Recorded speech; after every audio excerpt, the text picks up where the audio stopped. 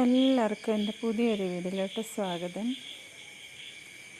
ഇന്നിപ്പോൾ ഞാൻ അരിയൊക്കെ എടുക്കുന്നത്, പണ്ടൊക്കെ നമ്മൾ സ്കൂളിൽ നിന്ന് വരുമ്പോഴേ അമ്മമാരെ നമുക്ക് അവിലേസ് പൊടിയൊക്കെ ഉണ്ടാക്കി വെക്കത്തില്ലേ, അവിലേസ് പൊടി, അട, ശർക്കരയൊക്കെ വെച്ചിട്ട്.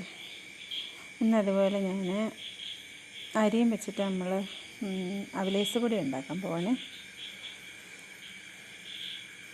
അരിയെല്ലാം നന്നായിട്ട് കഴുകിയിട്ട് ഉരുളിക്കകത്തോട്ട് നല്ലോണം തോർത്തിയൊക്കെ എടുക്കുന്നുണ്ട്.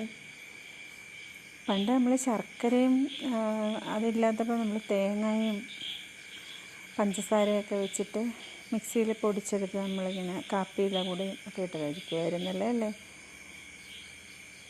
പിന്നെ അല്ലാതെ നമ്മൾ അരി വറുത്തിട്ട് കാപ്പിയിലിട്ട് ഇങ്ങനെ കുടിക്കത്തില്ലായിരുന്നു. അതൊക്കെ കാലം പോയില്ലേ. ഇപ്പോഴത്തെ പിള്ളേർക്കൊന്നും ചിലപ്പോൾ അതൊന്നും അറിയില്ല. അരിക്കകത്ത വെള്ളമൊക്കെ ഒരുമാതിരി തോന്ന് വന്നിട്ടുണ്ട്. പിന്നെ അതിൻ്റെ കളറൊക്കെ മാറി ഒന്ന് വരുന്നുണ്ട്. നമ്മൾ ഒരുപാട് ഇട്ടിട്ട് വറക്കുമ്പം ചിലപ്പം വറവ് ശരിയാവത്തില്ലായിരിക്കും. ഇത് ഞാൻ വലിയ ഉരുളി ആയതുകൊണ്ട് ഞാൻ ഒന്നിച്ചിട്ടങ്ങ് വറുത്തേ. പിന്നെ കുറച്ച് ശർക്കര ഉണ്ടായിരുന്നു, അത് അത്യാവശ്യം അത്രയും മതിയായിരുന്നു. അത് ഞാൻ പാനിയാക്കാൻ വെച്ചു.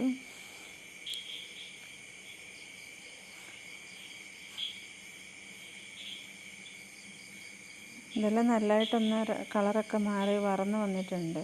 ചിലതൊക്കെ അടി ഇങ്ങനെ വറങ്ങാതെ കിടപ്പുണ്ട്, റെഡ് കളറായിട്ട്.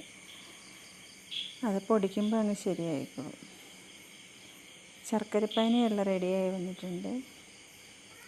നല്ല കറുത്ത ശർക്കരയാണ്, ഭയങ്കര കളറുണ്ട്. പിന്നെ ഞാൻ തേങ്ങയും ഏലക്ക ഇട്ടിട്ടുണ്ടായിരുന്നു, അതെല്ലാം കൂടെ ഇട്ട് പൊടിച്ചു. നല്ലതായിട്ട് പൊടിച്ചിട്ട് നമ്മളൊക്കെ പണ്ട് കാപ്പിക്കകത്ത് ഒഴിച്ചും കഴിക്കും, അല്ലാതെ സ്പൂൺ കൊണ്ട് കോരിയും കഴിക്കും. നെറുകയിലും ഒക്കെ കയറിയിട്ടുണ്ടല്ലോ, പണ്ട് സ്ഥിരം പരിപാടിയായിരുന്നു. ഞാൻ ഇടയ്ക്കൊക്കെ ഇങ്ങനെ കുട്ടികൾക്ക് ഉണ്ടാക്കി കൊടുക്കും, അത് ഭയങ്കര ഇഷ്ടമാണ്. പഞ്ചസാരയൊക്കെ ഇട്ടായിരിക്കും ഉണ്ടാക്കുന്നത് ചിലപ്പം.